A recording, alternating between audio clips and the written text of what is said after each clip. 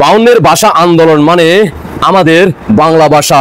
সেই আন্দোলনে সালাম, রফিক, জব্বর, শহীদদের মতো নাম না জানা অসংখ্য লক্ষ লক্ষ এর বিনিময় বাংলা ভাষা আমরা যারা কথা বলি, আজকে যারা আমরা পাখি প্রেমিক থেকে শুরু করে যে কোনো দল করতে পারেন, আমরা যারা আজ কথা বলতেছি পাখি প্রেমিক থেকে শুরু করে যে কোনো দল করতে পারি, কিন্তু আমরা কথা বলে যাচ্ছি বাংলা ভাষা।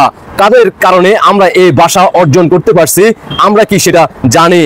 আমরা জানলেও কিন্তু পাখি প্রেমিকেরা, তরুণ প্রজন্মরা, 24-এর রাজাকাররা তারা কিন্তু জানে না।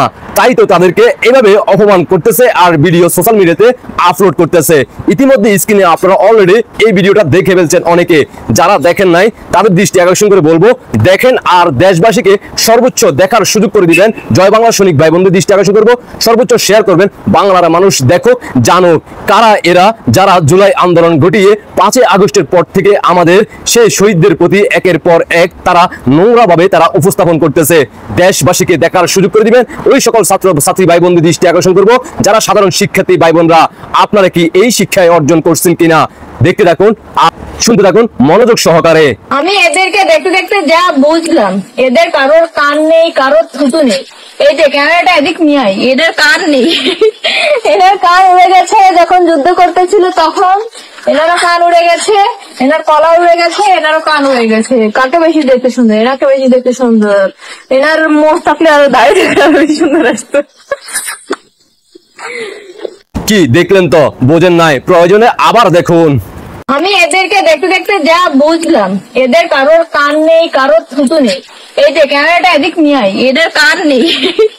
এনার কান উড়ে গেছে যখন যুদ্ধ করতেছিল তখন, এনারও কান উড়ে গেছে, এনার কলা উড়ে গেছে, এনারও কান উড়ে গেছে। কাকে বেশি দেখতে সুন্দর? এনাকে বেশি দেখতে সুন্দর।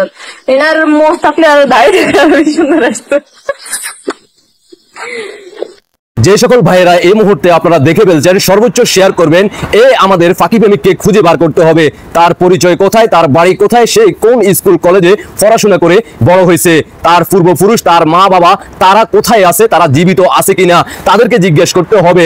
তার পূর্বপুরুষেরা কি বাসায় এই বাংলাদেশে 54 বছর পরবর্তীতে আইসা যে নারী আফা এই মুহূর্তে আমাদের শহীদদের সাথে এই ধরনের কাজ করছে, তাকে অবশ্যই খুঁজে বার করতে হবে, তার পরিচয় শনাক্ত করতে হবে। তাই সবার দৃষ্টি আকর্ষণ করে বলবো সর্বোচ্চ শেয়ার করবেন, বাংলার মানুষ যাতে দেখুক এবং তাকে চিহ্নিত করতে পারে, এবং কি তার পরিবারের মা বাবা থেকে তার দাদারা যদি জীবিত থাকে তাদেরকে জিজ্ঞেস করতে হবে 71-52-এর পর থেকে, 71-এর পর থেকে তারা কোন ভাষায় তারা এই বাংলাদেশে তারা চলাফেরা করতেছে আর তারা বসবাস করতেছে, কি আজও কি পূর্বে তারা কি বাংলা ভাষায় কথা বলছে কিনা।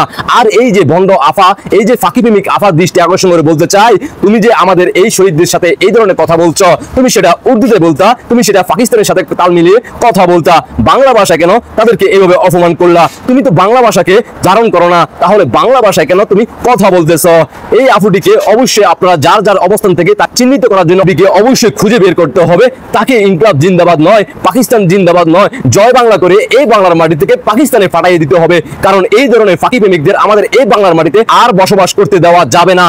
কারণ যারা এই 52-এর ভাষা আন্দোলন থেকে শুরু করে 71-এর মুক্তিযুদ্ধ থেকে শুরু করে তাদেরকে সম্মান দিতে পারে না, মুক্তিযোদ্ধাদেরকে সম্মান দিতে পারে না, শিক্ষকদেরকে সম্মান দিতে পারে না, যাদের কারণে আমরা আজকে বাংলাদেশের নাগরিক হিসেবে আমরা চলাফেরা করতে পারতেছি, বসবাস করতে পারতেছি, তাদেরকে তারা সম্মান করতে পারে না। এতে বোঝা যায় তাদের পারিবারিক শিক্ষা কতটুকু সেটা আমরা ইতিমধ্যে বুঝে গেছি। আবার অন্যদিকে আমি চিন্তা করি তারা যার মাধ্যমে এই দুনিয়াতে আসছে, মানে তাদের মা বাবা যারা, তারা কি তাদের মা বাবাকে স্বীকার করে কিনা সেটাও জানার বিষয়। আসলে তারা কোন বংশের, কোন সন্তানের কোন রক্ত ধারণ করে সেটাও জানার বিষয়। আজও কি তার মা বাবা জীবিত আছে কিনা, অথবা যদি জীবিত থাকে তাকে কি তারা স্বীকার করে কিনা সেটাও আমার জানার বিষয়। আশা করি বুঝতে পারছেন। দেশবাসীকে দেখার সুযোগ করে দিবেন, আপনাদের ব্যক্তিগত মতামত অবশ্যই জানিয়ে যাবেন। রুখে দাঁড়াও বাংলাদেশ, এই বাংলাদেশকে রক্ষা করতে হবে ফাঁকি প্রেমিকদের কাছ থেকে। সবাই রাজপথে জেগে ঐক্য হন, এই বাংলার মাটিকে আবারও 71-এ পুনর্জীবিত করে শহীদদের মর্যাদা দিতে হবে, মুক্তিযোদ্ধাদেরকে মর্যাদা দিতে হবে। 71-কে ধারণ করে আমরা এই বাংলাদেশকে সামনের দিকে এগিয়ে নিব। আল্লাহ হাফেজ।